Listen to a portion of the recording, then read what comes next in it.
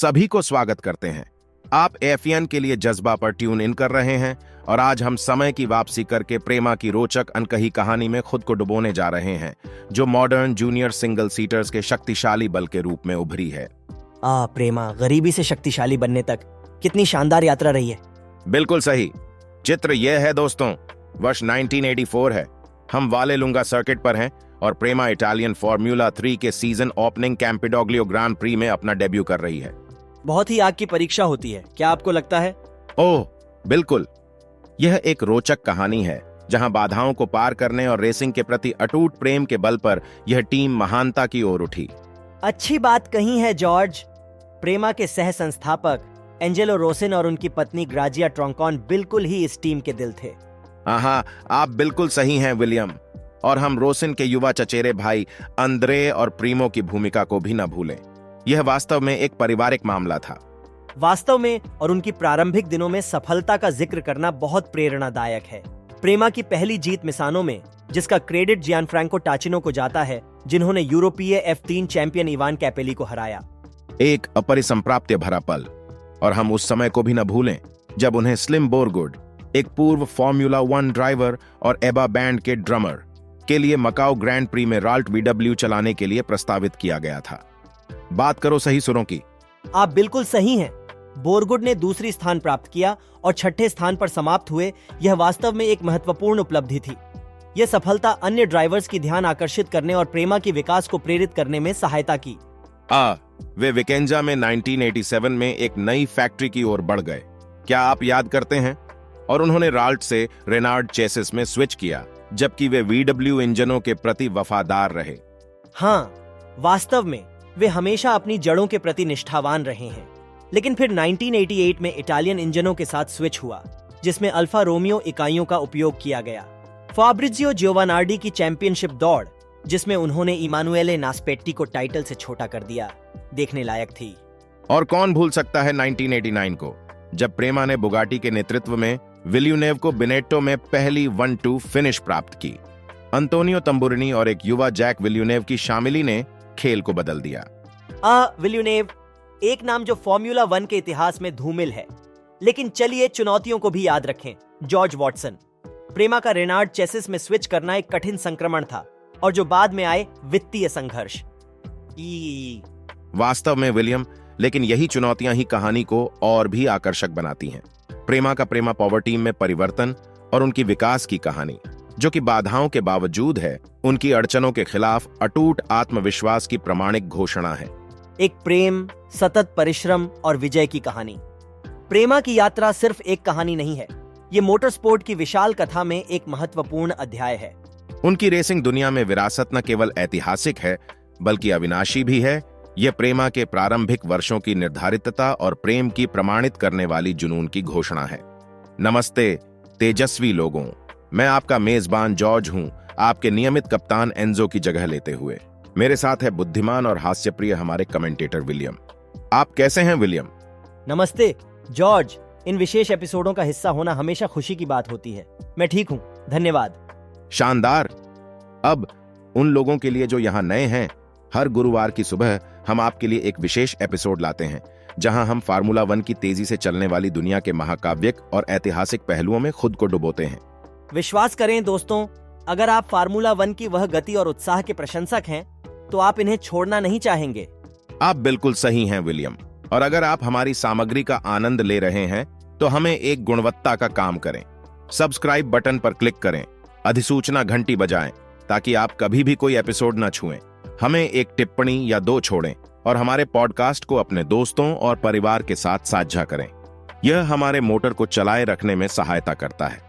हाँ दोस्तों, आपका समर्थन हमारे लिए वास्तव में महत्वपूर्ण है। आज हम आपको प्रेमा की रोचक अनकही कहानी से आपको खुश कर रहे हैं, जो आधुनिक जूनियर सिंगल सीटर्स दुनिया में एक प्रमुख बल है। और आप शायद पूछेंगे, क्यों प्रेमा?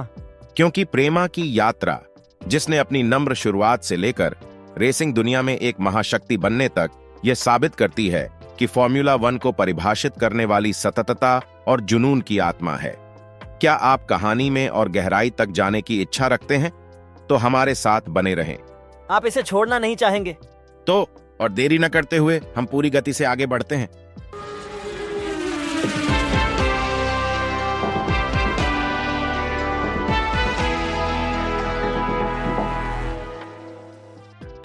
इसे कल्पना करें, यह 8वीं सदी के 20 साल पहले का एक बरसाती दिन है इतिहासी वेलेलुंगा सर्किट पर। एक टीम जो अब हमें प्रेमा के रूप में पहचानते हैं, F3 में अपने पहले कदम उठा रही है। यह ग्रैंडली शीर्षकित कैंपिडोलियो ग्रां प्री है, प्राचीन रोम के हृदय में स्थित महान कैपिटोलाइन हिल का एक संकेत। वास्तव में एक महत्वपूर्ण शुरुआत थी, लेकिन ऐसा लगता है कि वहां से यात्रा हमेशा सहज नहीं थी। आपने बिल्कुल सही कहा है। आज हम प्रेमा के साथ जुड़े महाशक्ति स्थान की बात करते हैं, लेकिन उनका उभरना सीधा नहीं था। उन्हें कई बाधाओं का सामना करना पड़ा, लेकिन रेसिंग के प्रति उनका अत्यधिक जुनून और अदम्य पारिवारिक भावना ने उन्हें आगे बढ़ाया। चलो एक उदाहरण देता हूं दोस्त। एक बार उन्हें एक बड़ी आर्म्स डील के लिए जूझना पड़ा, जहां उन्हें अपनी गाड़ी को नई तकनीकों से लैस करने की आवश्यकता थी, लेकिन उनके पास उस समय उस तकनीक के लिए पर्याप्त वित्तीय संसाधन नहीं थे। तब उन्होंने अपने परिवार को एकत्रित किया और साथ मिलकर एक अद्वितीय तकनीकी उपाय ढूंढ निकाला। उनकी अद्वितीयता और साझेदारी ने उन्हें सफलता की ओर ले जाने में मदद की। बिल्कुल सही।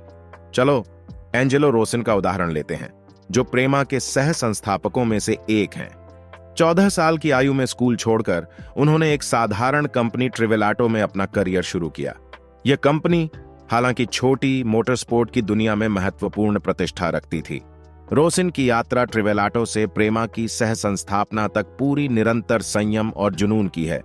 यह निश्चित रूप से एक स्पष्ट चित्र बनाता है। यह दिखाता है, क्या नहीं, जुनून और समर्पण के साथ सबसे भयंकर बाधाओं को भी पार किया जा सकता है। मैं खुद इसे और अच्छी तरह से नहीं कह सकता था। यह नम्र शुरुआतें और असाधारण यात्राएं ही हैं जो फॉर्मूला 1 की दुनिया को इतना रोचक बनाती हैं। यह सिर्फ रेस और चैंपियनशिप के बारे में नहीं है, इसमें टीमों के पीछे की कहानियों और उन लोगों के बारे में भी है जो इस सब को संभव बनाते हैं। तो चलो इस कहानी में थोड़ा रंग डालें। रोसिन की रेसिंग की दुनिया में यात्रा ने उन्हें ट्रिवेलाटो परिवार के बड़े कार डीलरशिप के दरवाजों से गुजराया। उनके पास एक रेसिंग विभाग था जो 17वीं सदी के दशक में फॉर्मूला 2 और 3 में नियमित रूप से शामिल था। 17वीं सदी रेसिंग के लिए एक स्वर्णिम काल और ट्रिवेलाटो का भी एक प्रभावशाली विरासत है। क्या उन्होंने रिकार्डो पात्रेसे को 1975 में FIA यूरोपियन F1 खिताब दिया था? क्या ऐसा नहीं हुआ था? बिल्कुल सही, लेकिन यहाँ कहानी में एक मोड़ है। 1977 में अपनी सैन्य सेवा पूरी करने के बाद रोसिन ने ट्रिवेलाटो के एक सहयोगी के साथ RIM स्थापित करने के लिए छोड़ दिया। हालांकि RIM में प्रोटोटाइप्स और हिल क्लाइंबिंग पर ध्यान केंद्रित करने से उन्हें ठीक से पसंद नहीं आया। ओह, तो उन्हें फॉर्मूला कारों के लिए विशेष रुचि थी फिर? बिल्कुल सही। और आप जानते हैं, कहते हैं दिल वही चाहता है जो उसे चाहिए। हाँ, आपने बिल्कुल सही कहा। लेकिन असल में यही प्रकार की उत्साह ही अंतर करता है ना? सहमत हूं दोस्त, ये सब दिल की सुनने के बारे में है, चाहे वह आपको रेसिंग दुनिया के चिकने ढलानों तक ले जाए। हाँ, यह तो बहुत अच्छा है। लेकिन आप बिल्कुल सही हैं, उत्साह ही सफलता को प्रेरित करता है, खासकर ऐसे क्षेत्र में जो फॉर्मूला 1 जैसा मांग करता है। ठीक है, फिर हम वहीं से जहां हमने छोड़ा था। इमेजिन कीजिए, यह 11वीं दिसंबर 1982 की बात है। पिकोलो, जो अपनी खुद की रेसिंग टीम बनाना चाहता था, लेकिन उसे आवश्यक रेसिंग अनुभव की कमी थी, रोसिन के पास जाता है, जो RIM से इस्तीफा देने के बाद ताजगी से भरा हुआ है। कहानी गहराई में जा रही है। तो क्या पिकोलो ने एक मौका देखा और उसे पकड़ लिया? ठीक है, उन्होंने रोसिन को अपने साथ एक टीम बनाने की प्रस्ताव दिया। रोसिन ने अपने विकल्पों को वजन देने के लिए कुछ हफ्ते लिए, क्योंकि उनके पास एक और प्रस्ताव था, लेकिन अंततः पिकोलो के प्रस्ताव को स्वीकार कर लिया। और इसी तरह प्रीमा का जन्म हुआ? बिल्कुल सही। प्रीमा, प्रेपाराजियोने मार्किने या कार प्रिपरेशन के लिए प्री के रूप में जाना जाता है, उस साझेदारी से जन्मा। यह पिकोलो के लिए बचपन का सपना साकार हुआ। टीम एक सही पारिवारिक व्यवसाय थी। रोसिन की पत्नी ग्राजिया ट्रॉन्कॉन पैसे, बजट और लॉजिस्टिक्स को नियंत्रित करती थी। पिकोलो ने खेल क्षेत्र का प्रबंधन किया और रोसिन ने तकनीकी क्षेत्र का प्रबंधन किया। टीम को रोसिन के युवा चचेरे भाई अंद्रिया और प्रीमो ने पूरा किया। हाँ, यह सचमुच में एक साझेदारी का प्रयास था। लेकिन ऐसा लगता है कि वे सीधे F3 में कूदने नहीं गए थे। वास्तव में वे नहीं गए। 1983 के लिए F3 में शामिल होने के लिए पहले से ही देर हो चुकी थी। इस प्रकार हाल ही में गठित प्री मां ने इटालियन प्रोटोटाइप चैंपियनशिप में एक लक्किनी स्पोर्ट्स कार चलाया, लेकिन उनकी ऊर्जा और प्रेरणा सख्त रूप से फॉर्मूला कारों पर समर्पित थी। उनका लक्ष्य था F3 के लिए सर्दियों के परीक्षण आयोजित करना, एक कार खरीदना कुछ ड्राइवर्स का परीक्षण करना और 1984 के सीजन के लिए तैयारी करना। और जैसा कि कहा जाता है, बाकी की कहानी इतिहास है। हम प्रेमा के इतिहास में वापसी के रोमांचक यात्रा में खो जाने से पहले मुझे एक छोटा साइड बार देने दें। यदि आप हमारी बातचीत का आनंद ले रहे हैं तो उस लाइक बटन पर क्लिक करना और F1 के लिए जज्बा की सदस्यता लेना न भूलें। यह आपको उच्चतम गुणवत्ता वाली मुफ्त सामग्री प्रदान करने में बहुत मदद करेगा और सुनेंद्रिय एपिसोड को छोड़ने से बचाएगा। बिल्कुल सही कहा है, और इसे अपने दोस्तों के साथ साझा करें। याद रखें, हमारे पास हर रेस वीकेंड पर विशेष एपिसोड होता है और हर गुरुवार हम वास्तव में महाकाव्यिक विषय पर विस्तृत विशेष एपिसोड के साथ अतिरिक्त मील चलते हैं। हे बहुत अच्छी बात कही दोस्त। तो चलो अब हम फिर से हमारी कहानी में डूबते हैं, हमें नहीं? तो जब नई टीम प्रेमा अपने F3 डेब्यू के लिए तैयार हो रही थी, वे F3 दुनिया में अपना नेटवर्क बनाने में जुट गए। और उन्हें थोड़ी मदद भी मिली, नहीं मिली क्या? जी हाँ, उन्हें मिली। उन्हें 2 व्यक्तियों से महत्वपूर्ण सहायता मिली। चक मैकार्थी, जो इटली के लिए राल्ट का आयातक थे, और रोबर्टो फार्नेटी, जो वॉल्क्सवैगन जुड इंजन का आयातक थे। ये बहुत महत्वपूर्ण था। आधिकारिक रूप से 8वीं दशक एक समय था जब F3 एक खुला श्रेणी थी, जिसमें कई चासी निर्माता और इंजन आपूर्ति करने वाले शामिल थे, क्या नहीं? बिल्कुल सही। आज के विपरीत, जहां F3 को एक विशेष गाड़ी को सौंप दिया गया है, 8वीं दशक F3 के भीतर तीव्र प्रतिस्पर्धा और विविधता का समय था। 1984 में यूरोप में टोयोटा और अल्फा रोमियो से लेकर जॉन जड़ द्वारा तैयार किए गए VW इंजन जैसे विभिन्न इंजनों की विशाल विविधता थी। हाँ प्री, माने इन इंजनों में से एक को हाथ लगाया था, क्या नहीं? सही। पिकोलो और रोसिन को इटली में जड़ आयातकर्ता ने एक ड्राइवर जियानफ्रांको टाचिनो को चलाने के लिए संपर्क किया था। टाचिनो ने 1983 में सिर्फ 2 या 3 रेस के बाद ही एक दुर्घटना में हाथ टूट जाने का सामना किया था। उन्होंने एक सौदा किया और प्री माँ F3 के लिए तैयार था। राल्ट इसमें कैसे शामिल हुआ? उस समय राल्ट यूरोपियन AF3 में प्रमुख चैसिस था, जिसमें रॉन टोरेनैक द्वारा डिजाइन किया गया ग्राउंड इफेक्ट आर्टीट शामिल था। मैकार्थी ने नए टीम को एक अच्छी शुरुआत के लिए उदार वित्तीय शर्तें व्यवस्थित की थीं। आजकल प्रीमा के ड्राइवर और इंजीनियर पूर्व मौसम परीक्षण अनुसूची का लाभ उठाते हैं, लेकिन उस समय हर मदद मायने रखती थी और मैकार्थी का योगदान वास्तव में महत्वपूर्ण था। अब चलिए एक कदम पीछे चलें। 1984 में उस समय प्रीमा और उसकी सादी सफेद राल्ट आर्टीट VW थीं। चीजें थोड़ी अलग थीं। मुझे लगता है हम यहाँ कुछ वास्तविक रेसिंग इतिहास में डूबने वाले हैं। वास्तव में हाँ, हम हैं। अपने डेब्यू सीजन की तैयारी के लिए प्री माँ ने पहले रेस के 1 हफ्ते पहले मिसानो में 1 दिन का परीक्षण किया। हालांकि एक मोटरसाइकिलिस्ट के बीच हुए एक घातक दुर्घटना के कारण यह एक दुखद रूप से छोटा दिन था। तो क्या उनके पहले रेस के लिए उनके पास कोई तैयारी करने का कोई समय नहीं था? ठीक है। इसके अलावा ग्रिड क्षमताओं को पार करने वाली एंट्री सूचियों के कारण इटली के कुछ छोटे ट्रैक्स ने 2 हीट्स और एक फाइनल के प्रारूप का उपयोग किया। वेलेलुंगा में उनके ड्राइवर टाचिनो एक बारिश से छोटे हुए हीट में 9वां स्थान पर समाप्त हुआ, जिससे उसे 30-8 चक्रों के फाइनल के लिए 9वें पंक्ति पर रखा गया। लेकिन क्या उसकी रेस बहुत ध्यानवान नहीं थी? वास्तव में वह ऐसा ही कर गया। टाचिनो ने अद्भुत ढंग से 3रे स्थान तक पहुंचकर प्री माँ को रेसिंग के पहले ही दिन पोडियम फिनिश दिलाई। बुरी शुरुआत नहीं है ना? वास्तव में बहुत शानदार, लेकिन ऐसा लगता है कि इस परिणाम को उसे मिली मान्यता नहीं मिली जो उसे मिलनी चाहिए थी। बिल्कुल सही। ध्यान मुख्य रूप से वॉल्टर वूलाच पर था, जिन्होंने एक VW पावर्ड कार के साथ रेस जीतकर नोवा मोटर के अल्फा रोमियो इंजन की प्रमुखता को तोड़ दिया। लेकिन टाचिनो ने सुधार किया और अंततः चैंपियनशिप में 3रे स्थान पर समाप्त किया। बहुत ही ऐतिहासिक घटना, सही है ना? बिल्कुल सही। ये छिपे हुए रत्न ही हैं जो इस खेल को इतिहास में इतना समृद्ध बनाते हैं। प्री माँ के लिए इस सब की शुरुआत करने वाले टाचिनो ने अपने डेब्यू सीजन को एक और महत्वपूर्ण संकेत के साथ समाप्त किया, यानी प्री माँ की पहली जीत मिसानो में। उन्होंने नवनिर्वाचित यूरोपियन F3 चैंपियन आइवन कैपेली को भी पीछे छोड़ दिया। नई गठित टीम के लिए यह एक अद्वितीय उपलब्धि थी। बिल्कुल, लेकिन साल अभी खत्म नहीं हुआ था। 1984 के अंत में प्री माँ को मैकाओ ग्रां प्री के लिए मैकार्थी द्वारा राल्ट VW चलाने के लिए आमंत्रित किया गया था, जिसमें पूर्व फॉर्मूला 1 ड्राइवर और एबीबीए ड्रमर स्लिम बोरगुड थे। हाँ, मैंने ठीक कहा, एबीबीए ड्रमर स्लिम बोरगुड। हाँ, बोरगुड वास्तव में एबीबीए के ड्रमर के रूप में अपने कार्यकाल के लिए जाने जाते थे।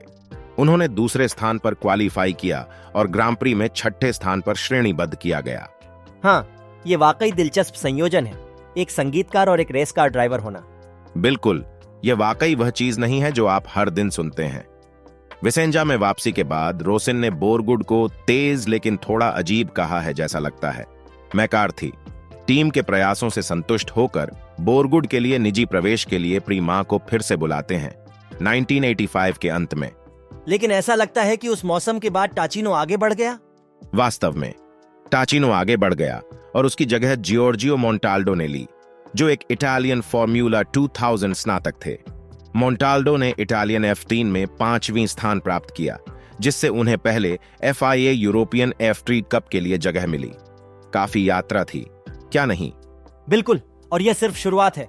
मैं सोच सकता हूं कि आगे क्या होने वाला था। हम यात्रा जारी रखते हैं। हम देखते हैं कि मोंटाल्डो एक विशेष इंजन के साथ सशस्त्र बने हुए हैं, इलेक्ट्रॉनिक्स के विकास के साथ, और यह अपने नाम से प्रवेश किए गए पहले बड़े अंतर्राष्ट्रीय कार्यक्रम में छठे स्थान पर समाप्त होता है। और क्या उन्होंने इटालियन F3 मौसम के दौरान एक और प्रवेश जोड़ा था, क्या नहीं? हाँ, वह सही है। उन्होंने एक और प्रवेश जोड़ा जिसका नाम रिनाल्डो दिंदो कैपेलो था, जो भविष्य में 3 बार ले मां 24 घंटे के विजेता बने, इटालियन F3 मौसम के चौथे दौर से। लेकिन सब कुछ सरल नहीं था, क्या था? दुर्भाग्य से नहीं। मजियो ने रेस में कैपेलो को एक और ड्राइवर ने बाहर धकेल दिया, जिसके कारण उसकी हथेली टूट गई। उसे लगभग 40 दिन छूट गए, जो 1 या 2 रेस के बराबर थे। मुझे लगता है कि यह वह शुरुआत नहीं थी जिसे वह चाहते थे। बिल्कुल नहीं। हालांकि उन्होंने मजबूत वापसी की, 2 पोल पोजीशन जीती और कुछ बहुत अद्भुत परिणाम प्राप्त किए। लेकिन प्रीमा के साथ उसका सफर काफी छोटा था, क्या नहीं? हाँ, कैपेलो को शुरुआत से ही प्रायोजन संबंधी समर्थन उठाने में संघर्ष करना पड़ा। पिकोलो और उनकी टीम के प्रयासों के बावजूद धनराशि की कमी के कारण कैपेलो को 1986 के मौसम के लिए कहीं और जाना पड़ा। उसकी जगह फिर मासिमो मोंटी ने ली। इसलिए प्रीमा के इस अवधि में काफी सारे उछाल दौड़ थे। 1986 के मौसम में कैपेलो की अनुपस्थिति टीम द्वारा महसूस की गई, क्योंकि उन्हें वापस चाहिए थे। दुर्भाग्य से दोनों पक्षों ने आवश्यक बजट नहीं उठा सके। कैपेलो की जगह लेने वाले मोंटी तेज थे, लेकिन उनके साथ कुछ दुर्भाग्यशाली घटनाएं भी थीं। मौसम के दौरान इंजन 3 या 4 बार बंद हो गया। यह कठिन है, खासकर उस वर्ष के मैदान में मजबूत प्रतियोगी होने के कारण। आप सही हैं। उन्हें इटालियन ड्राइवर्स के एक मजबूत समूह के खिलाफ प्रतिस्पर्धा करनी पड़ी, जिसमें निकोला लारिनी, मार्को अपिसेला, अलेक्स कैफी और स्टेफानो मोडेना शामिल थे। अपनी दुर्भाग्यशाली घटनाओं के बावजूद मोंटी को स्थानांक में 5वें स्थान पर समाप्त करने में कामयाबी मिली, जिससे उन्हें इमोला में यूरोपियन F15 कप में प्रवेश मिला। लेकिन ऐसा लगता है कि उसकी बदलती किस्मत उसके पीछे वहां भी थी। वास्तव में हाँ, ऐसा ही हुआ। पोल पोजीशन को जीतने के बावजूद उन्हें केवल 7वें स्थान पर समाप्त होना पड़ा, लीडर के पीछे 1 दौर पीछे।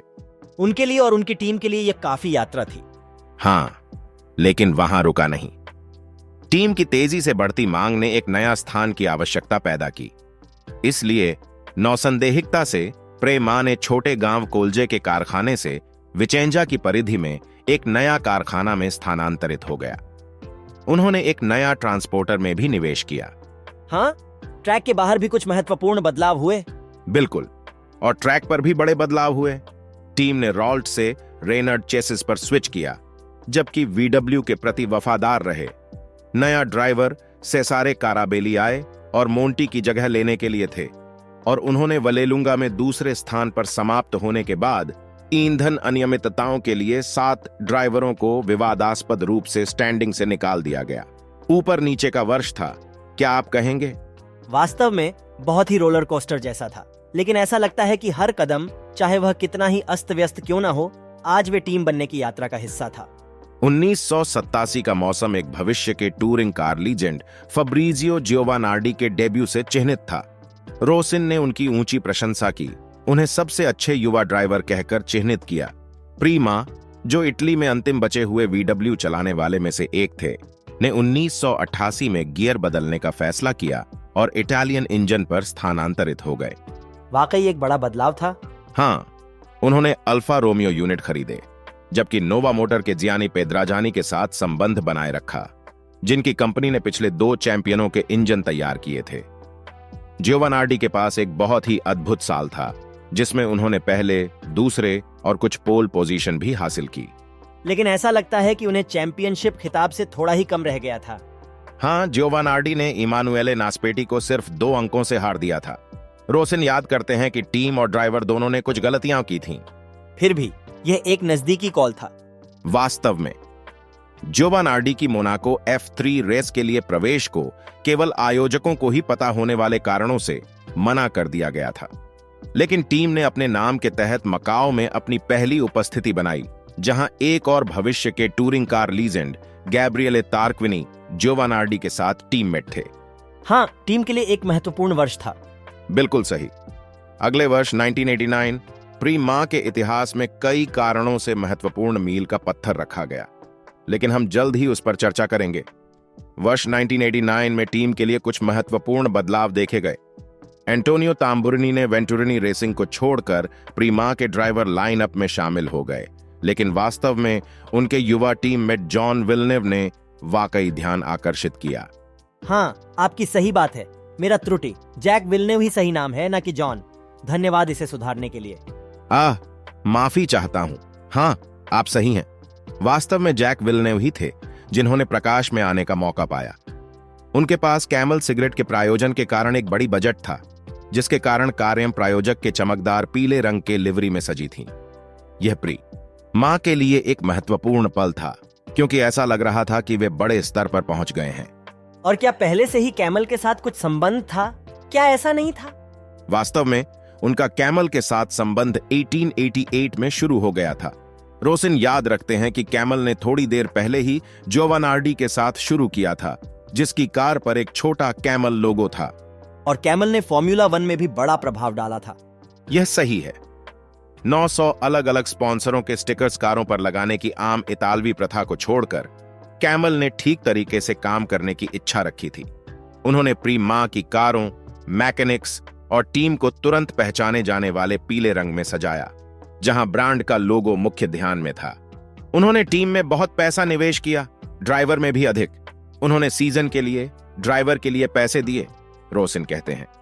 प्रीमा और कैमल के बीच 3 साल के सहयोग का आधार विश्वास पर था, क्योंकि उनके बीच कभी भी लिखित समझौता नहीं हुआ था। पिकोलो ने यह भी जोड़ा कि उनकी सहमति को सील करने के लिए एक साधारण हाथ मिलाने का काफी था। यह व्यापार में काफी दुर्लभ होता है। क्या आप हमें कुछ ऐसे हाथ मिलाने के समझौतों के उदाहरण दे सकते हैं? बिल्कुल। प्रीमा और कैमल के अलावा फॉर्मूला 1 के इतिहास में एक मशहूर उदाहरण है निकी लॉडा और बर्नी एक्लेस्टोन के बीच हाथ मिलाने के समझौते का। एक्लेस्टोन, जो उस समय ब्राभम टीम के मालिक थे, ने लॉडा के साथ एक जेंटलमैन के समझौते किया था कि अगर वह अपने सेवानिवृत्ति के बाद रेसिंग में वापस आना चाहें तो उसके लिए एक कार तैयार रहेगी। हमारी कहानी पर वापस आते हैं। सीजन तंबुरिनी की 2 पहली रेसों की जीत के साथ अच्छी शुरुआत की, लेकिन जियानी मोर्बिडेली, जो बाद में F1 ड्राइवर बनेंगे, ने 7 रेसों में 6 जीतों के साथ तंबुरिनी के लिए खिताब को दूर कर दिया। यूरोपियन F1 कप मिसानो में आखिरी दौर में तंबुरिनी ने शीर्ष पद पर वापसी करने के बावजूद उन्हें मोर्बिडेली के पीछे एक बार फिर से दूसरे स्थान पर संतुष्ट होना पड़ा। खिताब के लिए यह बेहद मुश्किल लड़ाई थी। वास्तव में यह ऐसा ही था। हालांकि तंबुरिनी का चमकता हुआ पल मोनाको में आया, जब टीम की पहली यात्रा थी। उन्होंने पोल पोजीशन पर 0.446 सेकंड के अंतर से अपनी जगह बनाई और रेस के हर दौरान लीड किया। पिकोलो के अनुसार उन्होंने और रोसिन ने पहली बार और कई सालों बाद एक ही बार आपस में गले मिलाया, भावनाओं से जूझते हुए। वाकई एक महत्वपूर्ण अवसर था। हाँ, और यहां एक दिलचस्प बात है। मोनाको में एक गैर क्वालिफायर्स में से एक स्थानीय था, हर्वे लेक्लर्क, जो पिछले साल 8वें स्थान पर आया था। अब उनके बेटे चार्ल्स और आर्थर प्रेमा के भविष्य में महत्वपूर्ण व्यक्तियों में बदल जाएंगे। देखो, भूतकाल के टुकड़े वर्तमान से जुड़ते हैं। अब चलिए जैक विल्नेव की ओर बढ़ते हैं, जिन्होंने आश्चर्यजनक रूप से मोनाको में क्वालिफाई नहीं कर पाए। हालांकि यह बहुत ही आश्चर्यजनक नहीं था, क्योंकि यह केवल उनकी तीसरी सिंगल सीटर रेस मीटिंग थी। यह वास्तव में एक ढेर सीखने की चढ़ाई होगी। वास्तव में भविष्य के AF1 और कार्ट चैंपियन ने पिछले साल ही रेसिंग शुरू की थी। इटालियन टूरिंग कारों में कुछ बाहरी यात्राओं के साथ। इसके अलावा विल्नेव को कार्टिंग में लगभग कोई पूर्व ज्ञान नहीं था और पहले वह एक एंडोरन लाइसेंस के तहत रेस करते थे, क्योंकि यह एकमात्र फेडरेशन थी जो 16 साल के एक रेसर को रेसिंग लाइसेंस प्रदान करेगी। ये वाकई एक रोचक तथ्य है।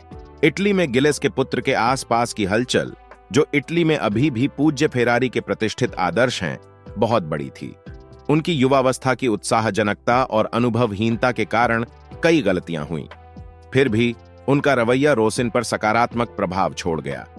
आप जानते हैं, एक तथ्य है जिसे मैं सत्यापित करना चाहूंगा। क्या विल्नेव ने अपने डेब्यू करते समय केवल 16 या 17 साल की आयु में थे? चलिए विक्टोरिया को जल्दी से एक कॉल कर दें। अच्छा विचार है। चलिए हमारे विश्वसनीय रिपोर्टर विक्टोरिया को कॉल करें। नमस्ते विक्टोरिया, आशा है कि आप ठीक हैं। आपसे एक त्वरित सवाल है, क्या जैक विल्नेव ने फॉर्मूला 3 में अपने डेब्यू करते समय केवल 16 या 17 साल की आयु में थे? हाँ, मैं समझता हूँ, उनकी आयु 17 साल थी। इसकी स्पष्टीकरण के लिए धन्यवाद।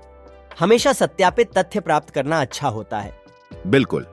और विल्नेव की ओर वापस, चुनौतियों के बावजूद वह बेहतर और बेहतर हो रहा था। हालांकि कभी कभी यह कठिन था, क्योंकि इटालियन F3 में अंतिम रेस के लिए योग्यता प्राप्त करने के लिए हीट्स थे। यह वास्तव में एक परीक्षणकारी समय था युवा ड्राइवर के लिए। विल्नेव की प्रदर्शन क्षमता उनके समर्पण का प्रमाण थी। कभी कभी वह पीछे से शुरू करते थे, लेकिन उन्होंने सुधार करना जारी रखा। यह काफी संकल्प है।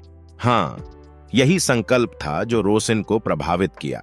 उन्होंने कहा कि जब उन्होंने जैक्स को देखा, तब उन्होंने मोटिवेशन के लिए सबसे अच्छे ड्राइवर को और मोटर स्पोर्ट के प्रति अनुभव करने वाले चरित्र को देखा। बहुत ही प्रशंसा है। बिल्जव खुद के प्रेमा के साथ की उनके पहले रेसिंग दिनों की यादें बहुत प्यारी हैं। उन्होंने टीम के गाला वर्षगांठ समारोह में बात करते हुए कहा कि उनकी उम्र उस समय 18 वर्ष थी। उन्होंने इतालवी सीखी और एक पूरी नई दुनिया की खोज की। एंजेलो उनके लिए एक पिता जैसे थे और उन्होंने बहुत कुछ सीखा। उनके सहयोगी उनसे अधिक अनुभवी और उनसे बड़े थे, इसलिए यह वास्तव में एक अच्छा जीवन स्कूल था। यह बहुत ही अद्भुत यात्रा लगती है। हाँ, यह था। अब तंबूरिनी की बात करते हैं। उन्होंने 1990 के लिए फॉर्मूला 3000 में पढ़ाई की थी और प्रेमा ने चौथे साल के F3 ड्राइवर रोबर्टो कोल्चियागो, विल्नेव और जुजेप्पे बुगाट्टी को चलाया, जिन्होंने सर्दियों के परीक्षण के दौरान मजबूत प्रभाव डाला था। कोल्चियागो ने पहले 3 राउंड में 3 पोल और 2 जीतों के साथ एक शीर्षक लिया, लेकिन फिर टक्करों और तकनीकी मुद्दों की मिलावट ने उन्हें अगले 6 राउंड में केवल 1 अंक तक ही सीमित कर दिया। काफी घटनाक्रम का पलटना था। कोल्चियागो की इस मौसम में यात्रा बिल्कुल एक रोलर कोस्टर की तरह थी। टक्करों और तकनीकी मुद्दों के एक सिलसिले के बाद वह वारानो में एक विजय के साथ वापस आ गया। यह बहुत ही शानदार वापसी है। वास्तव में यह ऐसा ही था। हालांकि उस हफ्ते को बुगाट्टी के लिए एक बुरी क्वालिफाइंग दुर्घटना थी, जिसके परिणाम स्वरूप उनकी हड्डी टूट गई। वेलेलुंगा सीजन फिनाले में मैक्स एंजेलेली के साथ 4 अंकों की अगुवाई के साथ कोल्चियागो को कठिन स्थिति में पाया गया, क्योंकि उन्होंने केवल 11वें स्थान पर क्वालिफाई कर सके थे, जबकि उनका प्रतिद्वंद्वी पोल पर था। यह बहुत ही दुविधापूर्ण स्थिति है। हाँ, और समस्या बढ़ाने के लिए कोल्चियागो ने रेस की शुरुआत में खड़ा हो जाने की समस्या उत्पन्न कर दी। हालांकि विल्नेव ने उम्मीद की किरण दिखाई, जो दूसरी पंक्ति से आगे बढ़कर आए। विल्नेव ने क्षेत्र को रोका रखने में सफलता प्राप्त की, जिससे कोल्चियागो की पुनर्वास की मदद हुई। ये कुछ टीम स्पिरिट है। बिल्कुल सही। हालांकि विल्नेव ने सड़क पर जीत हासिल की, लेकिन 1 मिनट की सजा ने उन्हें 14वें स्थान पर ले आया। न वास्तव में उदार सजाएं न वास्तव में अधिक सामान्य थीं, 3900 न वास्तव में।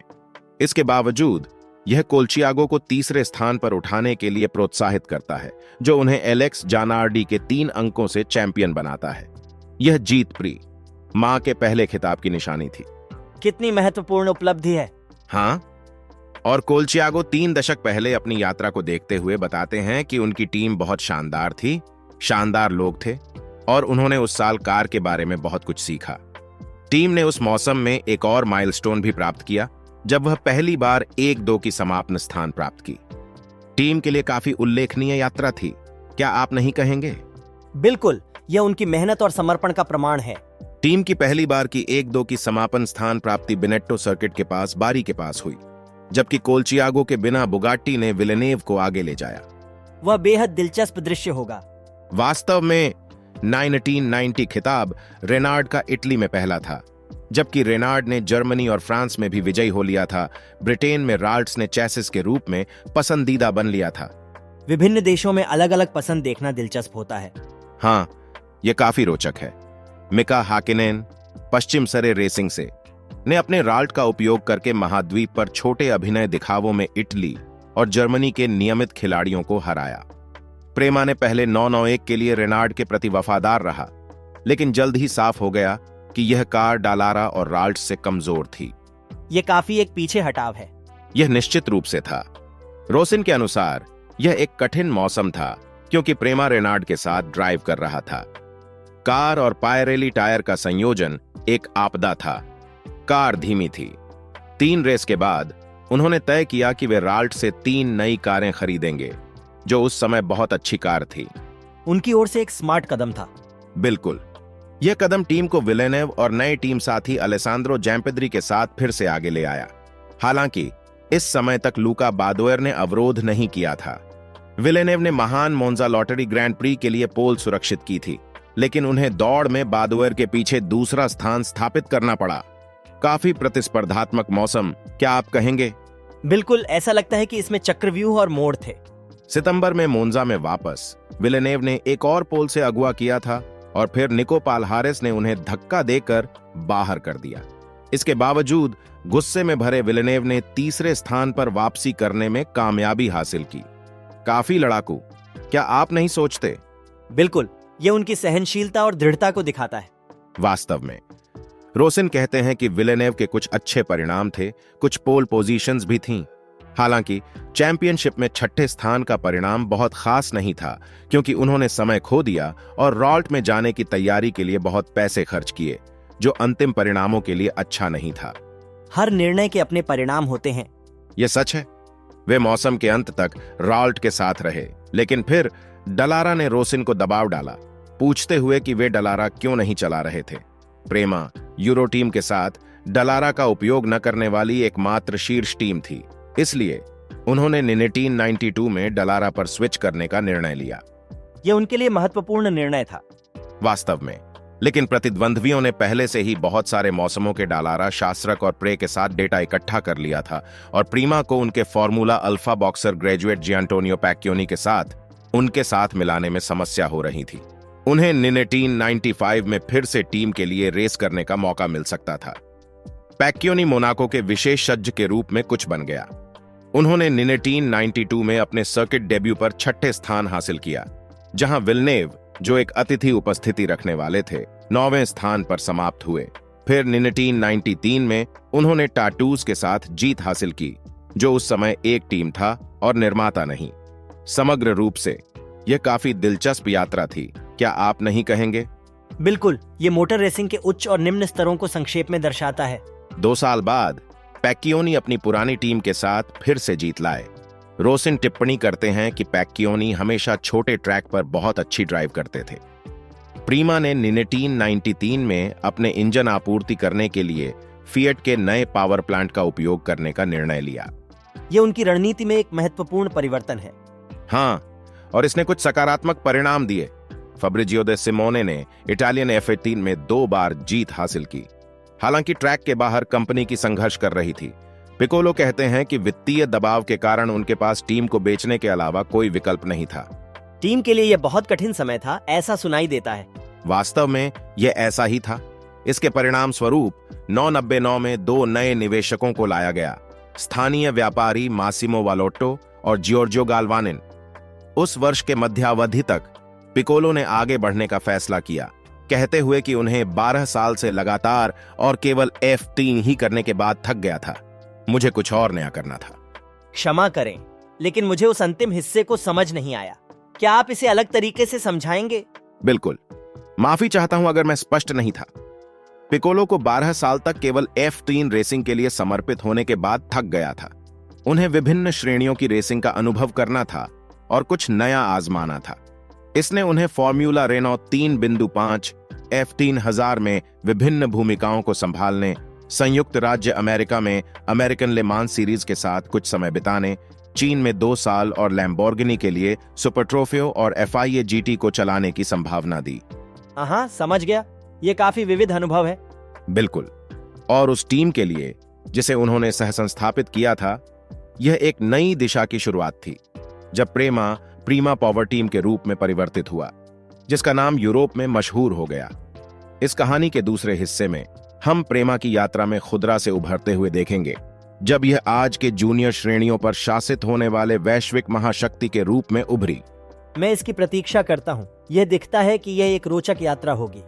चलिए हम जो कुछ चर्चा कर रहे हैं उसे हाल ही के एक उदाहरण के साथ स्पष्ट करें। दीनो बेगानोविक ने पिछले हफ्ते मेलबर्न में FIA AFT चैंपियनशिप जीती थी।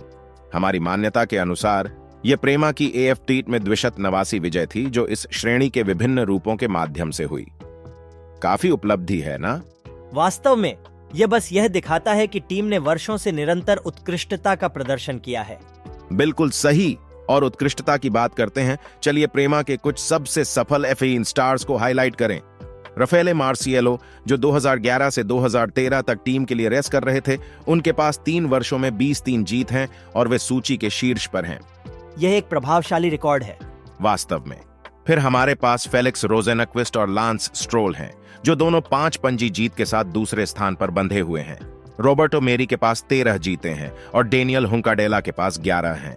इतने सारे प्रतिभाशाली रेसर्स, ये प्रेमा की प्रतिभा को पोषित करने की क्षमता का प्रमाण है। आप बिल्कुल सही हैं। एस्टेबान ओकॉन और मैक्सिमिलियन गुंथर दोनों के पास 9 जीते हैं, जो 6ठे स्थान तक पहुंचते हैं। रायन ब्रिस्को और मिक शूमाकर प्रत्येक के पास 8 जीते हैं, 8वें स्थान पर बंधे हुए हैं। और अंत में हमारे पास जैक डेनिस और कैलम इलॉट हैं, जिनके पास दोनों के साथ 6 जीते हैं। और मुझे यकीन है कि हम भविष्य में इस सूची में और भी कई नाम देखेंगे। मैं इसके खिलाफ शर्त नहीं लगाऊंगा। प्रेमा द्वारा आकर्षित प्रतिभा और उनके प्राप्त कर्मचारियों के परिणाम न केवल अद्वितीय हैं, बल्कि वे बहुत अद्भुत हैं। ये उनके लिए काफी यात्रा रही है और मैं इंतजार नहीं कर सकता कि वे यहां से कहां जाएंगे। आज FA1 के लिए जज्बा में हमारे साथ जुड़ने के लिए धन्यवाद। हमने प्रीमा पावर टीम की दुनिया में F3 की रोचक यात्रा में खोज की है, जो संयम, प्रयास और अविश्वसनीय सफलता की यात्रा है। हम निश्चित रूप से आशा करते हैं कि आप इसे हमारे तरह आनंद ले रहे होंगे। हमारे भविष्य के एपिसोड्स में कोई भी छूट न जाए, इसलिए उस सब्सक्राइब बटन पर क्लिक करें और अधिसूचना घंटी बजाएं। आपका समर्थन हमारे लिए विश्वास की बात है।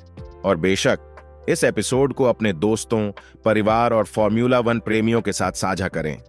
बेहतर यही होगा कि इसके बारे में अपने सोशल सर्कल में बातचीत शुरू करें, चाहे वह व्हाट्सएप, फेसबुक या रात के खाने के समय ही क्यों ना हो। हमें आपके विचार सुनने में खुशी होती है, इसलिए हमें एक टिप्पणी छोड़ने से घबराएं नहीं। और याद रखें, हमारे टैंक में हमेशा और पेट्रोल होता है। हमारे पास रोमांचक चीजें तैयार हैं, इसलिए आगे की बहुत सी बातें हैं। और जानने के लिए हर दिन ट्यून रहें और हमारे गुरुवार की सुबह की विशेषता को न भूलें। बिल्कुल। वैसे एंजो वॉट्स को एक विशेष शाउट आउट। बस यह जान लें कि आप इस एपिसोड को प्यार करेंगे। फिर से आप सभी को ट्यून करने के लिए धन्यवाद। हम वाकई आपके साथ अपना समय बिताने की कदर करते हैं। हम आपके साथ अगले एपिसोड पर मिलने के लिए बेसब्री से इंतजार नहीं कर सकते। विलियम और जॉर्ज, मेटल पेडल दबाए रखें, सड़क पर अपनी नजर बनाए रखें। हमारे चैनल का सामग्री सोने की तरह है।